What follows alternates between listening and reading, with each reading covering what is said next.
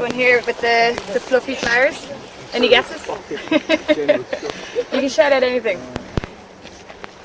It's a lovely smell of it. Cauliflower? No. But good guess. No. Yes, meadowsweet. Yeah. So here's meadowsweet. Can everyone see? So the meadowsweet, it's kind of all along here. You can see. It's stretching all along down there. Last night as well.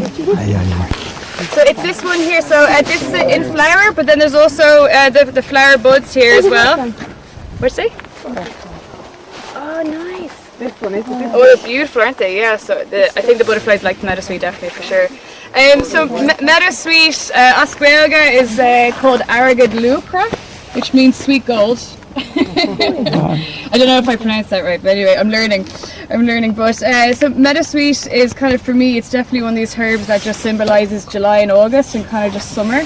So I definitely encourage you all to use your senses. So like give the flowers a smell. Do you want to give them a smell there? And tell me what you think. I'm going to be choosing one person in each show. Some conditions need that dryness. If there's too much, say for example, too much mucus in the body, or things like diarrhea, anything like that, you need some drying astringency to help counteract that. And so meadowsweet is, it's got a real affinity for our digestive tract. So any sort of like, especially when there's too much acid in the stomach, it's incredible for that. It just helps bring the acid levels down. So things like acid reflux, and then also any conditions that are linked to too much acid in the stomach. So things like arthritis, gout, joint pain, stiffness, all these things. And kind of in the modern day diet, we are quite acidic because we have a lot of coffee and alcohol and grains. Grains are really acidic, and cow's milk dairy as well causes a lot of acidity in the body. So that can cause these conditions. So kind of altering the diet along with taking things like meadowsweet is an amazing way to just soothe all the mucous membranes from in the digestive tract all the way down. It's really amazing for that. And what's really interesting about meadowsweet as well is that it comes from, it's what they made aspirin out of back in the day. So the old Latin name for meadowsweet is spiroia, so that's where aspirin comes from. So this is what they use because it contains salicylic acid, and so salicylic acid is what it has the analgesic effect, so it kills pain, it's pain killing, and it's also hugely anti-inflammatory. So this is kind of like a more gentler version of aspirin that doesn't kill your stomach if you take too much of it. So yeah, it's beautiful to know that like a lot of time, I think it's with like 40% of pharmaceuticals out there, they're derived from plants, you know, that we walk past every day. So again, it's a lovely thing to know for that. Other things that it helps is like, so yeah, again, like headaches, any sort of pain. But so what you can make from these is that, from the meadowsweet, is that you can collect the flowers. So just pick the flowers off like that, and you can dry them out and use them as a tea, or you can make them into a tincture. So a tincture is basically an alcoholic extraction of the medicine. So you draw the medicine from the plants out into a liquid. So it could be tea, like hot water. It could be vinegar. Vinegar is another really good extractant for plants, or it could be alcohol.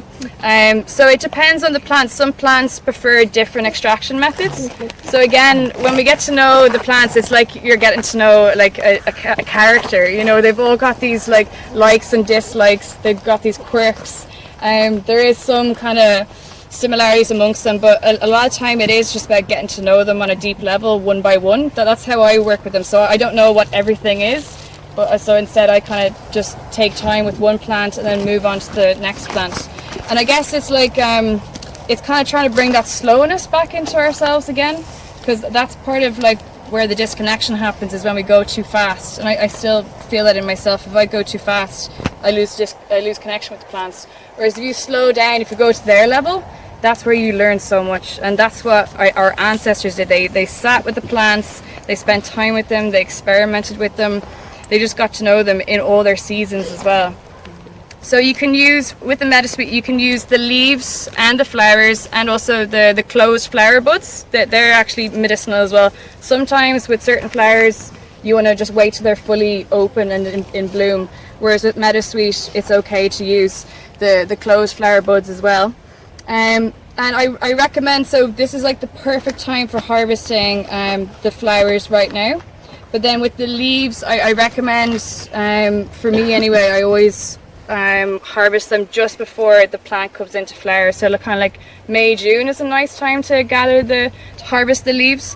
And that's just because sometimes the energy goes up into the flowers, the energy of the plant goes up into the flowers, and then the leaves can get a bit damaged. These ones don't look too bad, but I saw some down there that you can see they've got like kind of brown spots on them. They just look a bit withered and old. So again, using our senses to identify where the medicine is most strong in the plant at what time of the year and everything like that. So again, it's tuning in on that level. I'm trying to think what else. Oh yes, so meadowsweet as well. So from the name, you can identify as well that there's the word mead in it. So this is also a plant that was used, in medieval times to flavour mead. So again, it's nice also just knowing these little snippets, because it can kind of help you remember the name. First of all, you think mead, and then meadow, sweet, and then it kind of all starts to interweave in itself. And so other uses as well is that you can gather the flowers and steep them in oil, so like olive oil or coconut oil or something like that, almond oil. I personally love olive oil because it's kind of the oil that grows closest to us, as opposed to coconut oil or almond oil. And so basically you just steep the flowers into the oil for 2 weeks, and then you've got this meadowsweet infused oil, which is really good for joint pain and stiffness, and you just rub it in. I'm a huge advocate for herbal oils, because basically whatever we put onto our skin gets absorbed into our bloodstream within 30 seconds. So it's actually, we don't always have to ingest the medicine. You can actually put it on your skin and get it that way as well. So that's a really lovely way to use it. Also, what you can do is make a really strong tea, and then just simply steep a cloth into the tea, and then wrap it around any painful joints or swelling or anything like that. Again, allowing your body to get the medicine through your skin. So yeah, that's just a nice thing to note as well, is that we don't always have to be taking it internally. It's a really gentle way too, and it gets you into your sense of touch as well. So big fan for that. So that's meadowsweet. So the Latin name for it as well, sometimes it's good to know the Latin names is Filipendula ulmaria. So that's the new Latin name for it. I always think the Latin names sound like Harry Potter spells as well, so it's kind of fun. You just go Filipendula ulmaria and just see what happens. So yeah, I recommend just to take a moment to smell there's not many of the flowers out here, but there's some here, so I recommend just taking a moment to smell the flowers and just notice, tune into what flavors you're getting. Ivy, yeah, exactly, yeah. So ivy again is one of these plants that we're always walking past. We're seeing it growing up on the side of the houses. We don't always know that we can use it. So especially, oh wait, sorry, Tom.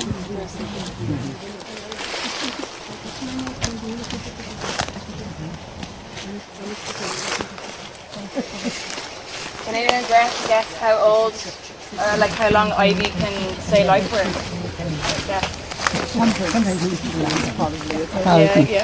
Yeah. When you think about all the houses and Yeah, exactly. they're so established, they must be around for quite a long time until those houses. Yeah, exactly. Yeah. So 500 years it can grow to. Isn't that amazing? This could be 500 years old. So the plant we're going to talk about next is ivy, because again I always like kind of just mentioning ivy, just because it's something we pass all the time. Pretty much everyone knows it. You see it growing up the houses, inside the houses, everything like that. So yeah, ivy, especially with French doctors in the 20th century, it was used a lot, but it's not so much used in Ireland. But it's something I just like to share with people, though, just so we again just reminding ourselves that there's medicine in nearly everything. There's some plants obviously that are poisonous we don't use, but there is a lot that are amazing. So with the ivy, it is a diaphoretic. So basically, it helps if someone has a fever, it helps bring on the fever. But what I mainly like using it for, and it's kind of the only thing I use it for, is skin. So it's amazing for your skin. So it helps heal any burns, like sunburn. It's amazing for that, or any redness, inflammation, kind of itchiness, any irritation in the skin. It's amazing for that. So you basically just make what's called a decoction. So a decoction is basically a really strong tea, and you use it for parts of the plant that are, so normally it's for like branches and bark and berries and kind of hardier parts of the plant, but also when it comes to like quite waxy leaves, like the ivy leaf, it is very, like, again, just feeling into it, it's very waxy. But again, also when you feel it, it feels very soft and smooth. So again, that can tell us about its effect on the skin. So it's an emollient. So it's got this nice kind of like, it's almost like a mucilage about it. Like, so like it just, the waxiness translates into its effect on the skin. So again, using our senses just to identify what it's good for. So again, a decoction, so basically it's just like a really strong form of a tea. So instead of for like a tea, you'd steep it for 15 minutes, and that's enough time to extract the medicine. And then when you want to do a decoction, it's about 30 minutes, and you simmer it. So you keep it on a low simmer, and that just is enough to kind of, you bring it to boil and then simmer it, just to fully get all the medicine out of it. And then same for bark, roots as well. So if you're making a decoction with roots, whether it's like dandelion roots or dock roots, which we'll talk about later, again, decoction's a really good thing for that. So that's just a little bit about the ivy. That's kind of the only way I use it, but again, it's just nice to know little snippets of the herbs and what they have potential for. So we're going to continue this way. A lot of it is a lot of hazel and ivy, but there's more plants when we get out towards the meadow. So we're just going to keep moving up this way. No, I picked it because we've got two amazing herbs right beside each other, so I thought it'd just be nice to, what's that phrase? Kill two birds with one stone. Yeah, but no birds will be killed in this talk. So the first one is this beautiful little pink flower leaf. Does anyone I know? Ragged Robin. Yeah, well, what did you call it? Ragged Robin. Yeah, that's another name for it, isn't it? So another name for it is Herb Robert. Herb Robert, yeah, but Ragged Robin, do you know any other names for it? No. Yeah, Ragged Robin. And then, anyone know it? Osquelga? Is it Ruhul Ree or something like that? I think it's Ruhul Ree. Meaning what? I don't know. Yeah. I don't know. So basically, yeah, Herb Robert here, I always love just drawing attention to him. Like, it's funny, like sometimes like a lot of the time herbs can feel quite, like, to me, or trees, sometimes they feel feminine, sometimes they feel masculine, sometimes they feel like both. But yeah, Herb Robert for me is definitely like masculine herb, just the name in itself. But also what's really funny is that so basically herbs work on your physical body but also your emotional body as well. So, and again, we're completely connected. So if you're experiencing stress or loss or grief or heartache, that's going to show up for you physically as well. So it's a real sign of like what you're going through emotionally is linked to your physical body as well. So that's why sometimes I'll talk about the herbs from an emotional perspective as well. So with the Herb Robert, it's really good if you've got if you know someone who's quite needy, if they're in a relationship and they're very needy and they just need so much from that person, but they're trying to claw at them. Herb Robert's great for settling that neediness. So yeah, I'm always like, it can be like a replacement boyfriend or girlfriend for you, if the actual one's not enough. But otherwise, physically, Herb Robert is what they call like an energy giver or an energy booster. It's amazing for just giving you a bit of a boost of energy, but also it's linked to how it affects our blood sugar levels. So basically it helps to steady your blood sugar levels, which is really important, because if our blood sugar levels aren't steady, it can cause a huge amount of inflammation in the body. For women, it can deplete your progesterone supplies, which are really crucial as well for having, healthy menstrual cycles and just overall healthy hormonal health.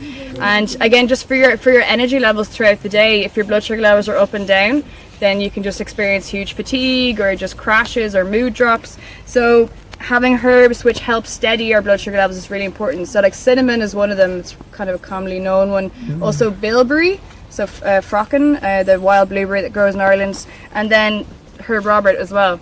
So what I recommend is that you just take some of the leaves and you eat 4 to 5 of the leaves before you eat, and that's a nice way to the leaves and the flower are both edible. At certain times, this one looks a little bit tired, so I wouldn't eat this one, but there's others that look more fresh that we can try up the way.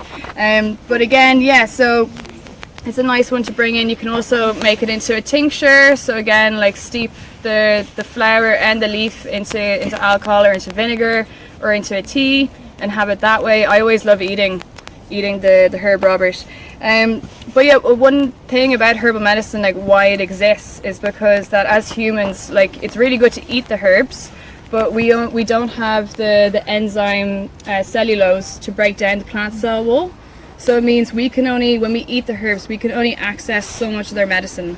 Whereas using extractants like the hot water or just cold water, sometimes cold water infusions are really powerful, or vinegar or honey or glycerite or alcohol, they're ways that we can break down other parts of the plant cell walls than solely just trying to eat it, you know, because we can only access a little bit. So that's why herbal medicine is a medicine.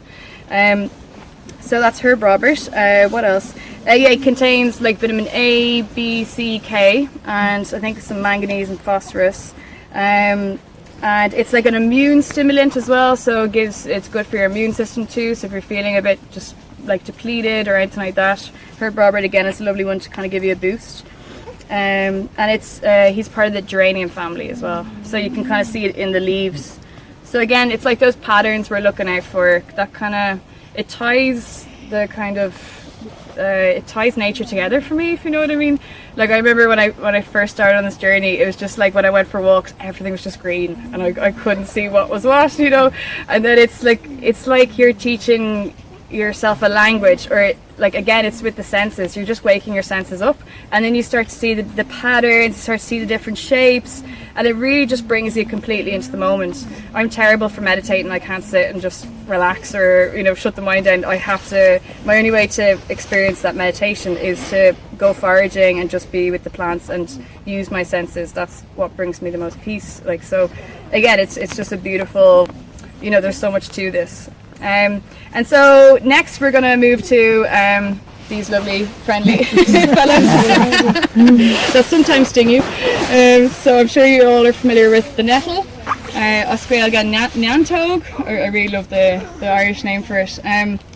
So nettle, in my opinion, it was one of the strongest medicines we have in Ireland. It's unbelievable. It's so hardy and sturdy, and emotionally I always give it to people who are feeling weak in themselves and maybe have lost their voice a bit and are very, you know, they can't make decisions and they're hesitating and they're just like, oh, I don't know what to do, and they're just scared to put a foot forward. So nettles with the leaves, if you like firmly kind of pick, you don't get stung, whereas if you kind of hesitate, you'll get stung. So they really like directness, and that's what, if you work with the nettle, that's what it gives you as well. It helps you be more strong and like making decisions, being stronger in yourself. And then physically, like, it's incredible what the nettle does for us. So again, different parts of the plant can give us different medicine, and they can work on different areas of the body. So with the nettle, it's a really beautiful, clear kind of example of this. So with the leaves, so the leaves come out in springtime, that's the best time to eat them or make medicine with them. But then also, if you keep, say you've got like a patch of nettles near where you live or in a park or something like that, where you're happy that they're not being polluted, it's really, if you keep cutting them back, you can have a fresh supply of nettles for nearly 11 months of the year. So if you just make sure they don't go to flower, it'll keep producing fresh shoots, so you just keep regularly cutting them back. So again, you can have your own, like, you know, mineral vitamin supplement supply on tap 11 months of the year if you just keep at it. So again, with the leaves, they're considered like a blood tonic, and so this is basically because they're full of iron. But normally in the plant world, that form of iron isn't that easy to absorb. Normally it's like meat that is easiest, the iron from meat is easiest for us to absorb. But nettles actually have a very like bioavailable iron. So again, anyone who's anemic or just deficient in general, anyone who's been through surgery, anything like that, and is just deficient and needs like just a real surge of energy and a boost, nettles are amazing. But yeah, also just they have so many other minerals and vitamins in them. It's like really potent. So again, to get us out of that winter sluggishness into the springtime, really amazing. But I think all throughout the year, really beautiful to use. And then the seeds, which are, nearly ready for the picking at the moment. You can see them just here. So the seeds are full of essential fatty acids and protein, and they're like a real, they're amazing for anyone with burnout, or like just if you're just wrecked, you're really depleted. Again, they're like just these, they look so tiny, but they're amazing. They're such power food. And they're actually quite stimulating though, so I don't recommend to eat them or have a tea with them or anything before bed, because they might keep you up. So yeah, it's amazing, like such a tiny little seed has such a power in our big bodies. Yeah, it's amazing. And then with the root, so then again, roots are really powerful medicines as well. So the root of the nettle, which is good to harvest in like the autumn time, when all the energy, when the weather begins to get colder, the energy from the plant goes down into the roots again. So it's had its leaves, its flowers, its seeds, and then it goes back down to the root. So the root of the nettle is really good for the prostate health in men, and just in general it's like an anti-inflammatory. And then what's really interesting is that if we combine the seeds, the leaves and the root, we get this adaptogenic effect. So basically an adaptogenic effect is an effect on the body which protects the body from stress. Stress is one of the most damaging things to our body. It can cause, lots of imbalances, it can cause inflammation, which are both just the roots of different conditions we get physically and mentally. So, combining the three parts of the nettle gives you this like super adaptogenic, like tonic elixir. So yeah, it's really interesting just how, how working with different parts of plants, tuning into it like that, or separately. So that's the nettle. So do you use the seeds? Yeah, use the seeds. How? So you can dry them out and just like use them as a seed mix. You can add them into the seed mix you already have and sprinkle them out. You can sprinkle them on like porridge or soup. Then also you can make vinegar from them. I usually make vinegar from them, and then I just add the vinegar. So basically, to make a herbal vinegar, again, it's the 2-week rule. It's the same with the herbal oils. You just need to steep the plant part. If it's like, I guess, quite a delicate plant part, like seeds or like soft seeds, like the nettles or leaves, are really good for vinegar extractions. So you just basically steep it into the vinegar for 2 weeks, and also just make sure the lid isn't metal, or that you put like a bit of a paper lining on the lid, or else the vinegar can react with the metal and it's not great. So you just steep for 2 weeks and strain out the seeds, and you got your herbal vinegar. So the medicine from the seeds has gone into the vinegar, and you can take like a teaspoon a couple times a day if you just want to take it straight, or you can add to water or add it on top of your salad or in your cooking or anything like that. So that's a nice way to do it. Also just eating, I really like just eating them. Any other questions about the nettle? Pain, arthritis. What'd you say, sorry? How would you consume the leaves and the root? Oh, the leaves and the roots. So yeah, again, the leaves you can, not to eat them raw because they get stung. But if you just gently steam them or saute them, or you can add them into like soup. You can juice them as well. Add the juice. My granny used to do that. She used to put it into the juicer, and you would just have the normal juice, and then you can just drink it. Oh, nice! Yeah. Did you have it as well? Yeah. As a child, She was always picking the fresh juice. Oh, it's intense, but it's good. It's good stuff. I know people add it into their porridge, like nettle juice into the porridge as well, or just nettles into porridge. But then also nettle crisps are really delicious if you're looking for a crisp alternative. You just you give them a wash, lay them out, and add a little bit of olive oil and salt, and cook for 15 minutes. It's so good. People add to soups as well. But then also, making a vinegar out of them or a tincture. So you just steep the leaves into alcohol. So vodka is a good alcohol to use. It's 40%. That's strong enough to extract most plant materials. And with the tincture, you steep it for 6 weeks. And make sure that it's in a cold, not cold like a fridge, but a cool, dark place. Again, you don't want sunlight interfering with it. Which preserves are the best? Probably alcohol. What'd you say, sorry? Which preserves are the best? Probably alcohol. Yeah, alcohol. So alcohol preserves them for 5 years. Vinegar for 2 years. Oils can be like 6 months. Honeys, I'm not sure about honeys. Could be a while actually. 5 years. Yeah, so 5 years for the alcoholic tinctures, and then vinegars I get 2 years. And then a decoction is just a week or so, and then syrups and stuff like that can be 3 months. But if you add a little bit of alcohol into the syrup, And same with the oils actually too. If you add a little bit of alcohol into the oils, it prolongs its life. So again, that's a little trick as well. You don't need to have a full tincture, but you can just add a little bit of alcohol in. And then sorry, you asked about the roots as well. So with the roots, again, best is to tincture them. That's a great way to get the medicine out of the root. So again, you just dig them up in autumn, chop them up equally, dry them, or like you can dry them or add them in fresh, whatever you feel like. And again, leave for 6 weeks. And that's a good way to get them.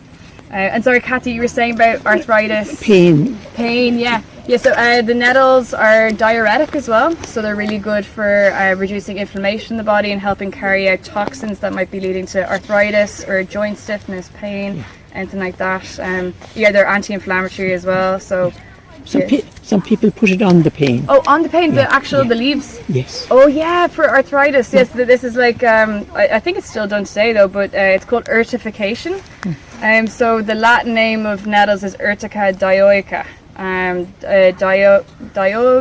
Dioica, I can never say it right, is from the word dioecious. How do you pronounce it? Dioecious?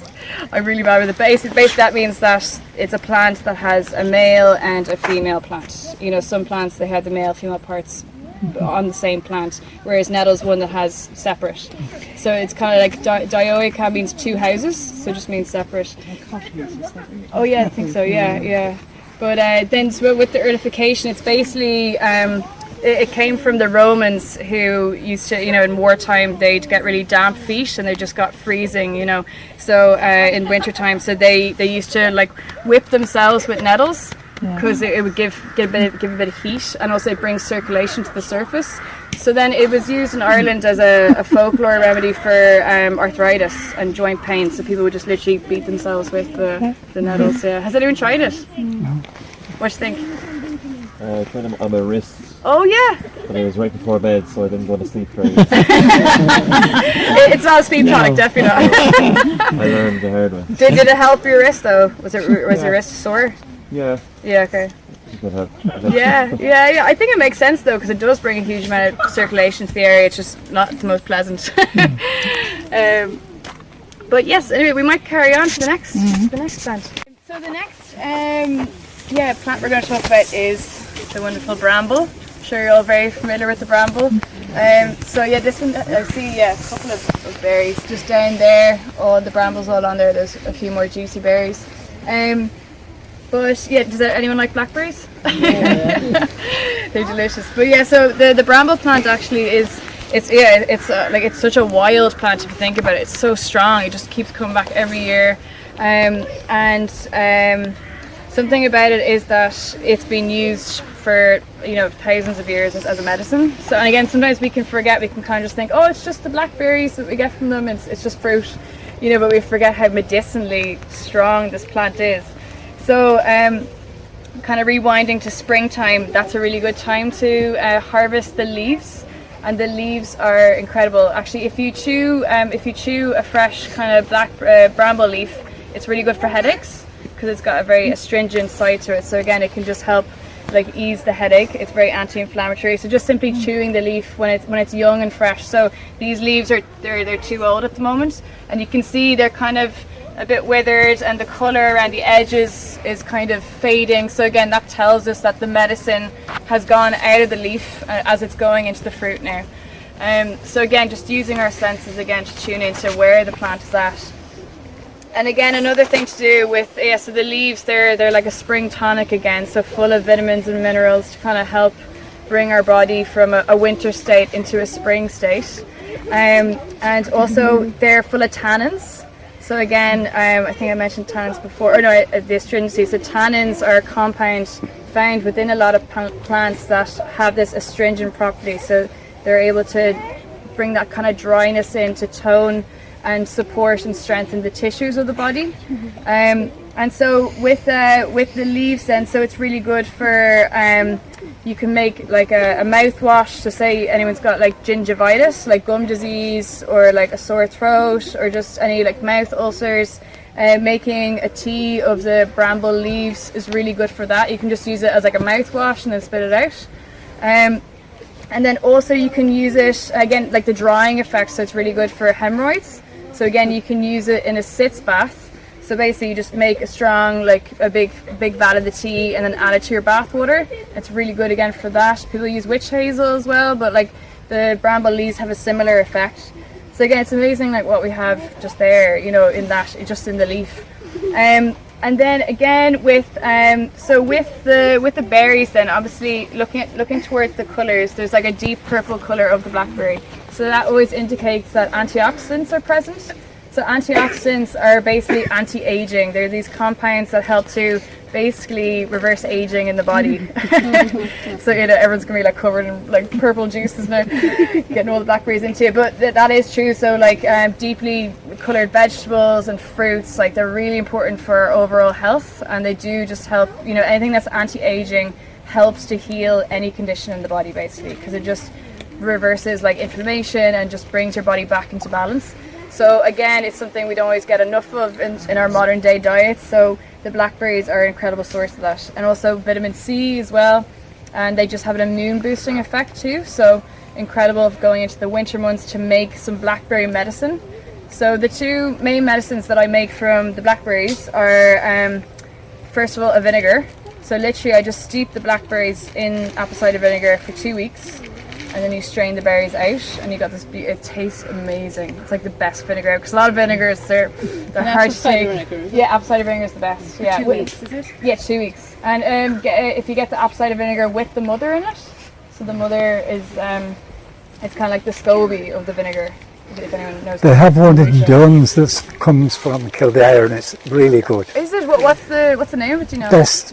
Duns Best. What is it, Pat? I don't know, it's Doran, Simply Better one. Simply Better. Simply Better. Okay, they're all made. Okay, nice. But it's from an orchard in Kildare. I was talking to the woman there.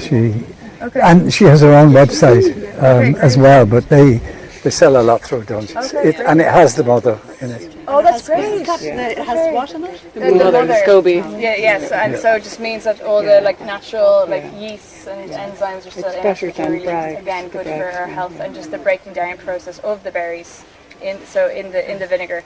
And then another thing that I make then is an oxymel. Have any of you heard of an oxymel? So it's like an ancient medicine. So it was used, like there's records of it being used like 5,000 years ago in Greece and stuff like that. But How do you spell that? oxymel, so OXYMEL. And so it's the two, when you break it down, it's oxymel. So oxy is to breathe, which vinegar gives us. But vinegar has whatever effect it has in the body. They felt like it just, back in those days, they felt like it just kind of helped the body breathe better in terms of bringing up its health. And then mel means honey, so it's mixing together vinegar and honey. And so so what you do basically is, and so like traditionally the ratio is 1 part vinegar to 1 part honey. So say you had 500 ml of your blackberry vinegar, you'd pop in the equivalent of honey into it. Whereas I prefer not having too much honey, you know, a little bit goes a long way. So I normally make I change that ratio. So like I might put in twice as much vinegar to honey, and then that's still enough to preserve it. So the honey acts as a preservative. But honey in itself, especially if you get the raw honey, the proper stuff, not the squeezy stuff, that's no good. They've taken out all the medicine from that honey. So if you get the proper raw, thick stuff, that's amazing. It's medicine in itself. And again, honey is something I feel like shouldn't be used every day just on like bread and stuff like that. It's a real medicine when you get it in the right way. So again, that's a lovely way to combine the two. And it acts as this beautiful like sore throat remedy or cold or cough remedy. It really helps like just boost the immune system. So it's something you can take as a preventative, or you can take when you actually feel like you're coming down with a cold or something like that. And so for an adult dose, it would be like 1 teaspoon of it 3 times a day. And then if you're doing a preventative dose, 1 teaspoon a day is enough. And again, you can just have it straight. It tastes really good with a bit of honey, definitely softens the vinegar. Or you can just add it into, again, a salad dressing or something like that. Or have it as a tea. Having it as a tea is actually lovely, so just add a teaspoon into a bit of hot water. So yeah, that's a little bit about. Sorry, is oxymel just honey and vinegar? Yeah, exactly. Alright. Yeah, it's just like so traditionally 1 part honey, 1 part vinegar, but I prefer to do probably like 2 parts vinegar to 1 part honey. And where's or does 3 the bramble not come into that now? Oh yeah, so sorry. So once you've made your blackberry vinegar, So you use the black. yeah, you know what I mean. Yeah, so yeah. get the blackberry vinegar And then you put that with the and honey. then mix it with the honey. Yeah. So- Make a tea as well, you said. exactly. Yeah, you make tea out of the oxymel. But also so using also the leaves and the flower buds, or like just when the fruit's unripe, they're actually medicine as well. They're really, again, they're full of tannins, so good for if someone's got diarrhea or something like that runs, it's really good for helping that too. So again, all these just little folklore remedies, and again, sore throats, using gargles, mouthwashes, it's great for. So yeah, that's the bit about the bramble. We move on. And when you're making like the blackberry vinegar, Yeah. like you just basically put enough cider vinegar over to cover. Oh the yeah, blackberries. exactly. Yeah. So with any kind of herbal medicine preparation, you want to make sure that the plant material is being covered over by the liquid, or else you could potentially get mold. So you don't want that. And also it's good to like stir them like every day or two, every second day, just to keep shaking them, keep moving around, making sure there's no air bubbles or anything like that. Just a note about the herbal oils. So if you use fresh flowers for the herbal oils, you want to make sure that you leave the lid off whilst you're infusing it, just so that the water from the fresh plant can evaporate out, or else it can make it go a bit moldy. So a lot of time it is easier actually just to dry out the herbs. So like for example the meadowsweet flowers, dry them out first and then add them to the oil, and then there's no risk of mold happening. But yeah, otherwise just make sure, even just a little bit above. It doesn't have to be loads above, just a little bit above. It goes a And long then way. just strain it off. Just Strain it off then, yeah, and you're good to go. So we'll just go up here just for a moment, and then we're going to swing back down. Let's look at it. This is the dock plant. So I'm sure a lot of you have heard of the dock before. So it's gone into its seeding phase, as we can see here. So the leaves have all dried up, and it's turning this lovely brown colour. So in Latin it's called Rumex crispus, and then also another common name for it is yellow dock, which I'll explain in a little bit. But yeah, does anyone know any uses for dock? The dock plant? Nettles. Yeah, nettles. Yeah. That's what. Yes, that's been around for hundreds of years. But I'll show you another plant that's better for the nettle stings. I'm sure some of you know about it. But yeah, so with the leaves, they use it for the nettle stings, but also to wrap butter in back in the past. So I think actually up in Dublin, another name for it is butter dock or dock butter, just because of that. And then with the seeds, so with these, I use these as like a flour alternative. So basically, you just grab a bunch of them, and then you grind them up into a flour, and then it can be used as a substitute for flour. It's got a beautiful kind of like earthy, nutty taste. So in chocolate cake, it's amazing, or brownies. Obviously, it doesn't have the gluten in it, so it won't rise. So it is good maybe to do half and half, or add a little bit of a riser if you don't mind having a kind of thick cake. It's all good, but again, it gives it a lovely taste. It's full of nice minerals and vitamins, and again, I think it's really nice sometimes just to know again that we have medicine all around us, but we have food all around us as well. So that's a really nice thing to know. And then the medicine in this plant is mainly in the roots. So basically, you just dig up the roots. So again, when you're digging up the roots, you want to kind of go around, just give it enough space so you don't damage the roots. So you want to dig down enough and around enough that you can kind of enter in without, like, I guess, breaking them or smashing them to pieces. And so that's where the yellow dock, the common name, comes in. So basically, if the root is yellow, it means that it's got the medicine within it. So again, like, colours can tell us so much in nature, whereas if it's kind of whitish, it means like the medicine isn't in the root yet. So that around now, towards the end of autumn, is a good time to gather the dock root. And so it's been used for hundreds and hundreds of years. It's an amazing medicine. So it's kind of known as like a liver and a bowel detoxifier, and a blood purifier.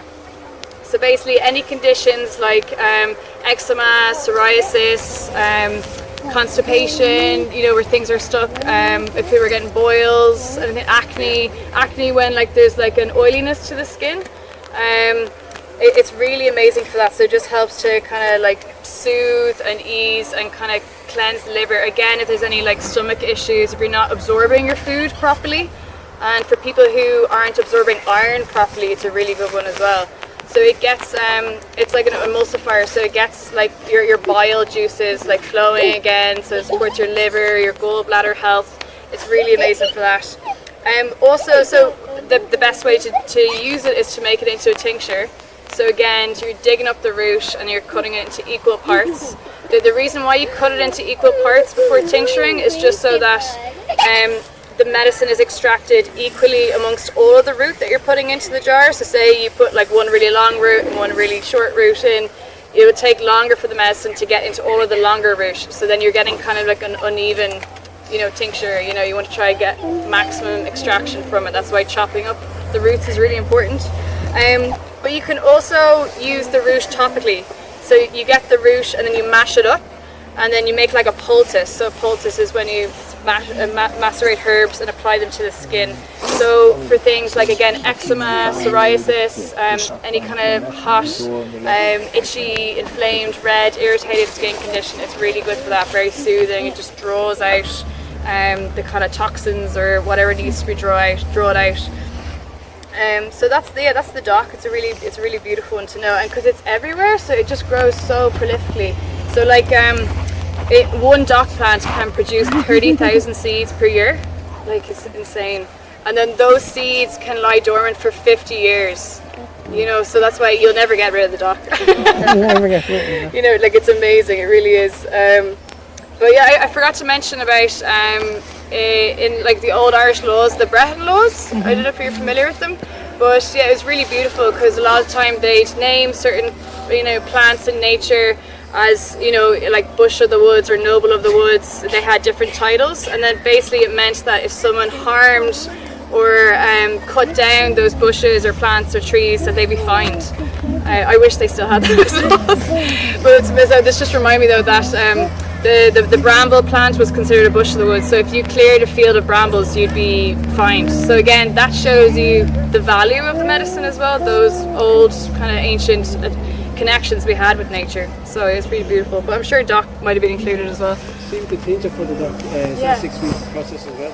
Yeah, I'd almost like for roots, I like to give it a little bit longer. So I'd say, because again, roots are much hardier, say, than like nettle leaves, which are more, it's more delicate. So I'd give it 2 months. Yeah, 2 months. You still will get a lot extracted in 6 weeks, but I'd give 2 months just to be on the safer side. And if you're storing it in like a cool, dry place without too much sunlight or anything like that, then there's no risk of it going mouldy or anything like that. So it's okay to leave them for a little bit longer. But again, it's always good I always like to keep them somewhere where I see them, or else you do forget about them. So it is nice to have them in some area where you're like walking by quite a bit, or else sometimes you can forget about them for years. Or you're like, what is that? So yeah, it's good thing to know. Jen, before you go, do you do any other preparation or precaution when you're going out and picking the plants, or would you just come out and say pick that plant and use the seed straight away? Well, I definitely I make sure I know the area, so has it been sprayed is the first question, because like there's been places where I've been tempted to forage and like thought they were okay, and then like a couple of days later I saw someone spraying. So yeah, it's kind of like definitely that's one big thing, is just knowing. Then also obviously just if there's a lot of dogs in the area, maybe that might have pissed on them or something like that as well. Just good to know that. And yeah, also just double checking you know what it is as well. If you're new to it, like always, or getting like someone to come with you who knows. I think those are the main ones. Yeah, definitely. Yeah. Okay, thank you. I'm sure if something else comes, I'll let you know. So we might have time just for a few more. If that sounds good, we'll kind of head back.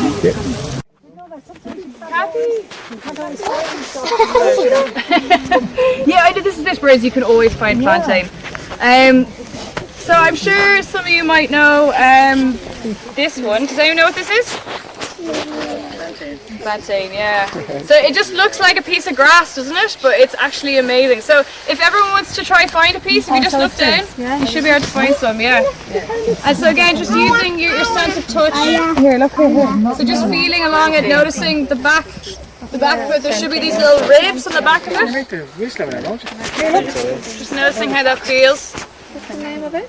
So this is a plantain, but this particular one is ribwort plantain. And again, another way just to remind yourself is to feel it's got like these ribs on the back of the leaf. So that's a really lovely way to remember, okay, this is ribwort plantain.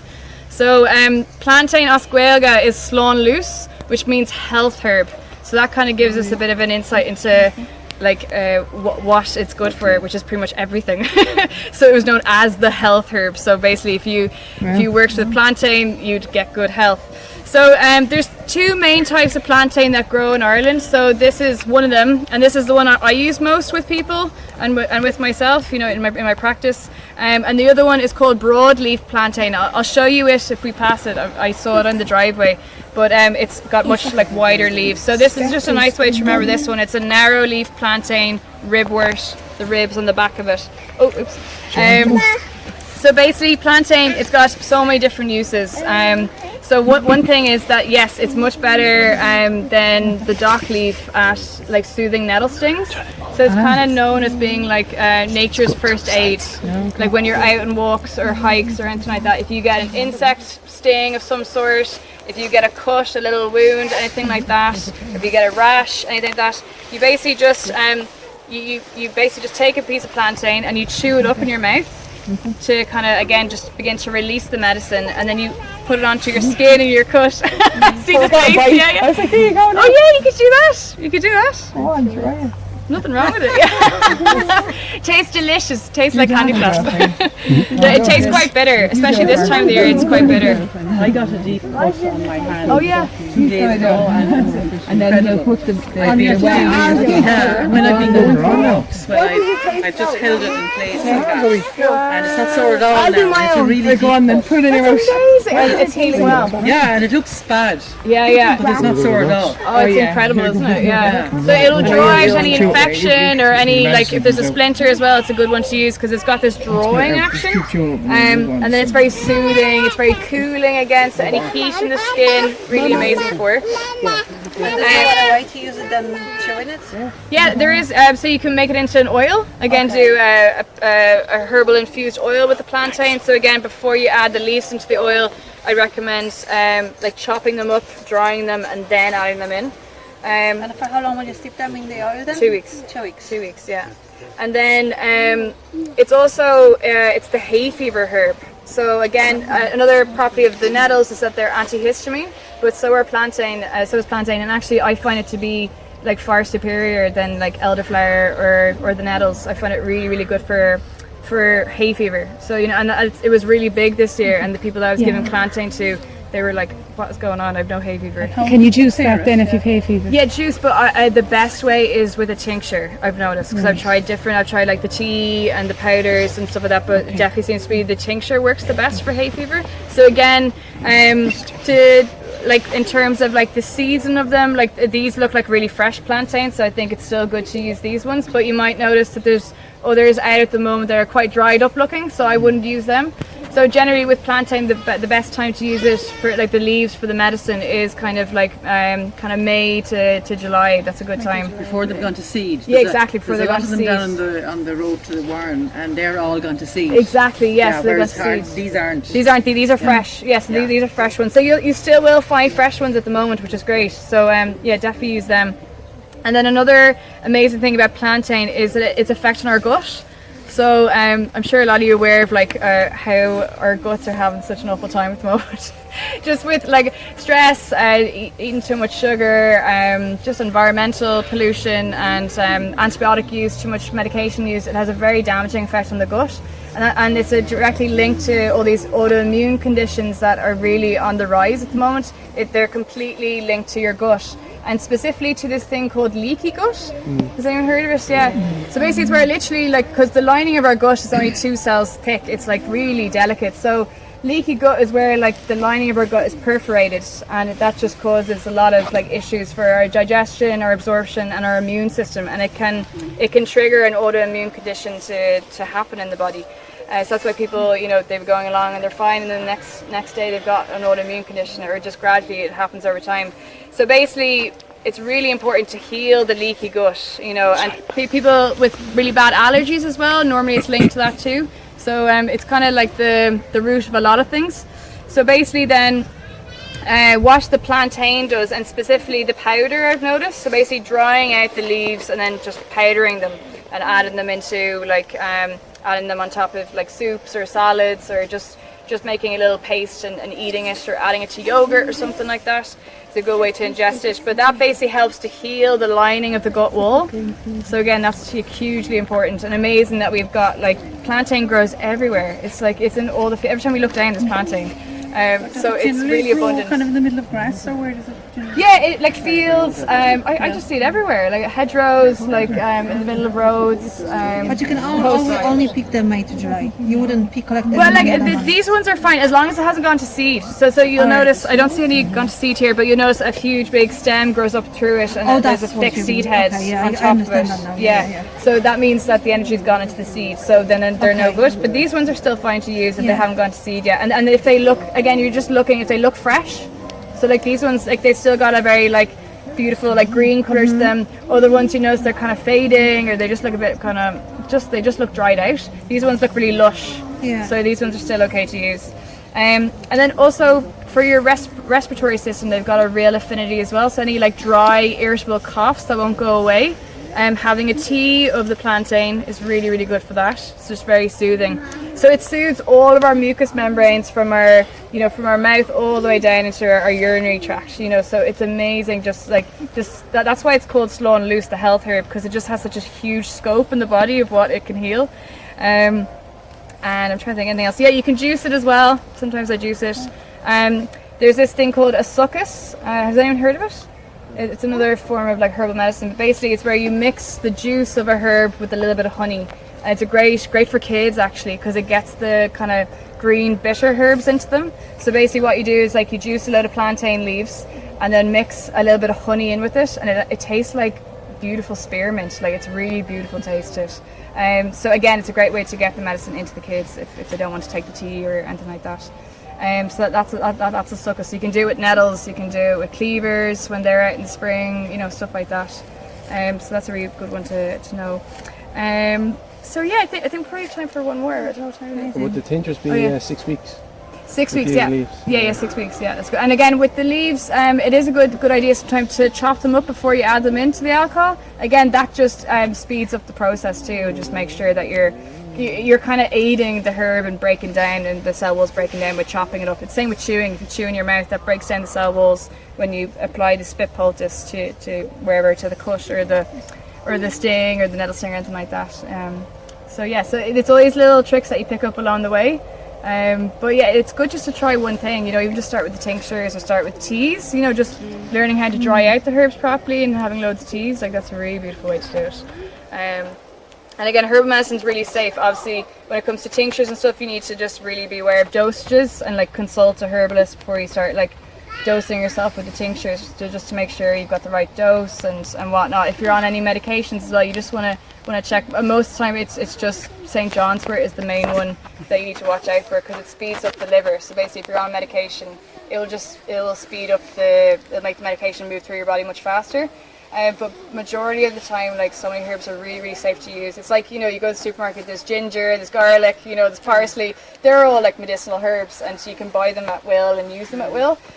So like predominantly they're really safe, but again, it's always good, like if you are going like deep into the herbs, it's always good just to check in with a herbalist and just say, I'm doing this, you know, is that okay? And they can just give you like a kind of a framework to go on then, just so you feel more secure in it, kind of. So then, well, yeah, we're gonna probably just have time for one more. This is a tree potentially. Seed heads. Huh? They're the seed heads. Yeah, plantain, yeah. The plantain. Really? Amazing, yeah. So That's a huge amount of fibre in yeah, them. exactly. So they're really good. Good for the gut, And, like yeah. chewing on the seed head tastes like mushrooms. Do we want to spread down a little bit? Sorry, I chose another awkward place. So we can see actually the plantain seed heads are here. And so on the plantain seed heads you get these husks, and they're actually psyllium husks. You know the psyllium husks you buy in the shops? As you know, it's a great form of fibre just to get everything going. But yeah, they actually taste at certain times of the year. The seed heads taste like mushrooms. There is some. They have found out. I can't remember the exact information, but there's some link between the plantain seed heads and mushrooms. I think some spores might like rest in there, or there's something I can't fully remember, but it is something really, really fascinating. I remember when I heard, whoa, so I'm annoyed that slipped out of my mind. But we've got two amazing trees here. So does anyone know what this one is? The oak? Yeah, amazing, yeah. Oak. Oh, the oak. The oak. And then this one is? Mountain ash, yeah, mountain ash, or rowan also is another name for it. I'd actually forgotten it was called mountain ash until Paul mentioned it yesterday, and I was like, what is mountain ash again? I remembered. But the reason why it's called mountain ash though is you can see from the leaves look very similar to the ash tree leaves, but they're not related at all. But rowan, so the medicine of rowan is in its berries and in its bark. I've never actually used the bark for anything, but the berries are incredible. So you can even see, again, you can see from the colour of them. So that just screams antioxidants to us. So full of antioxidants, really full of vitamin C as well. And they're very anti-inflammatory. So again, and they've got these immune boosting properties. So like a lot of berries are similar. So one thing with the rowan is they're not great for eating raw. So you're not meant to eat them raw generally, but you'll be fine. It's more if you ate a rake of them raw that you get a bit of a stomach upset. So basically there's this acid in them, I think it's called Rosscarbery acid or something. I don't even know. Rosscarbery, something along those lines. It's a type of acid in it. Anyway, that means eating the berries raw can give you a bit of a stomach pain or like stomach upset. So basically, how to get rid of the acid, to neutralize that acid, you either dry the berries out. So people use dehydrators sometimes, or you boil them, you make them into something. So people make them into like jams, and wine is traditionally a huge one for the rowan berry. But one nice thing for kids, again, to get like antioxidants and all those good properties into the kids, is making like fruit roll-ups with the berries. So you can mash the berries up and then dehydrate them, and then you roll them up and you get these like lovely fruit roll-ups. So it's a lovely little trick. And in the past, in like Irish folklore, rowan was associated with fire and the protection of livestock.